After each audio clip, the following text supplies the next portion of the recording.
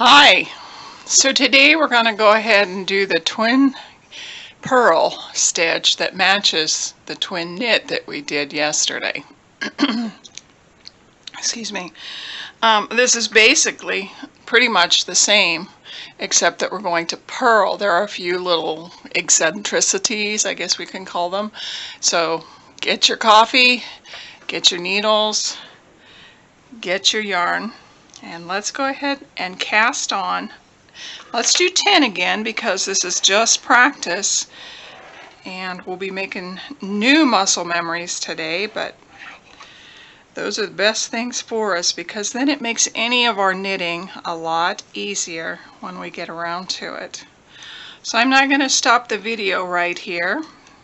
You're welcome to stop it if you need to and then restart it. I'm going to go ahead and get my 10 stitches. So I'm going to remind you once again that when you want to pause your video to catch up, you just take your mouse into the middle of the video and click it, and that will pause your video. You can catch up with your work, and then when you're ready to start following again, you just go ahead and click in the middle of the video again and it will start. I'm going to count my stitches. I have 2, 4, 6, 8, 9. I need one more stitch.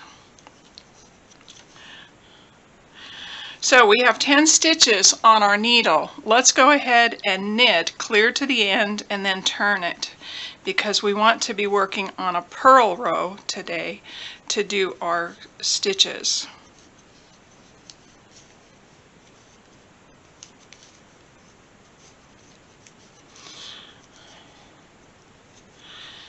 I hope y'all are doing really well through this COVID scare. It has been hard on everyone. I think about my knitting group all the time, so you know that I'm at least thinking about you. Alright, here we go. This is a purl side then when we turn it.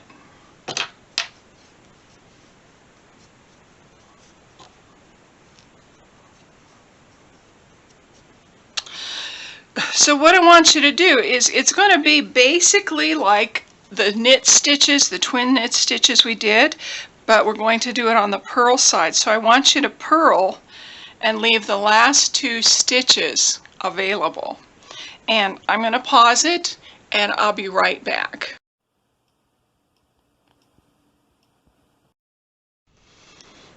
Okay, so you can see I've purled back to my stitch before my twin stitch. I have 1 twin stitch and 1 single stitch.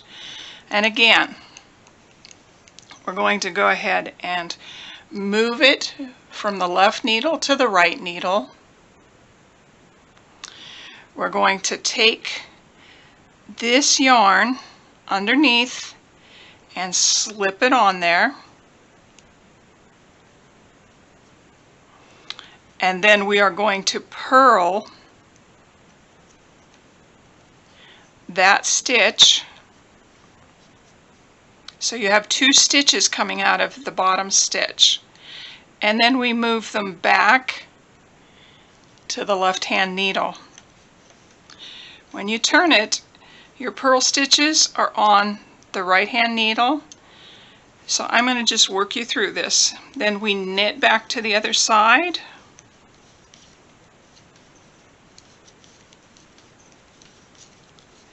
This is the harder of the 2 stitches to do. It takes a little bit more thinking to do the purl side. So I'm going to go ahead, and you can see we're starting to get our triangle again, like we did when we did the knit stitch. So I'm going to go ahead and purl back, leave 1 before our twin stitches so that we can work on that one.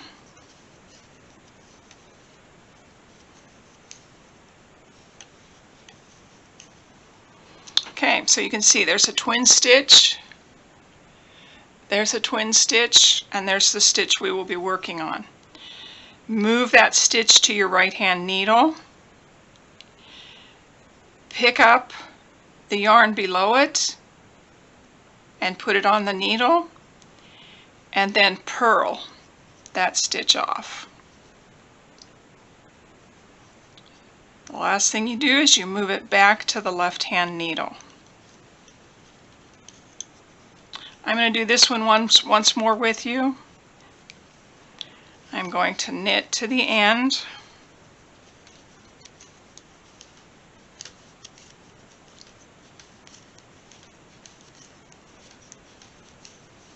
And then I'm going to turn it, and I'm going to purl back.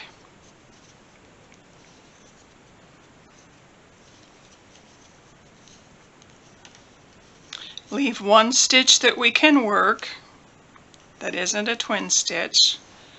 So you can see there are my twin stitches, and there's the one I'm going to be working on. I'm going to slip that stitch over to the right hand needle. I'm going to lift this stitch that's under it and put it on top of my needle, and then I'm going to purl that off. And then return the double knit stitch, the twin knit stitch, back to its original place. So what I would like you to do until you're comfortable with the purl stitch is keep doing this, keep practicing just the purl stitch so that you can kind of get it in your mind. So you can see this is the straight stitch, the selvage stitch, this is the top, and then it's making a nice semicircle. Keep practicing these. You can see the double stitches very easily. And when you're finished, go ahead and take them off your needle and let them start all over with your yarn. My yarn's getting a little thin because I've used it so many times, but go ahead and practice this. I'm glad you stopped by. See you again.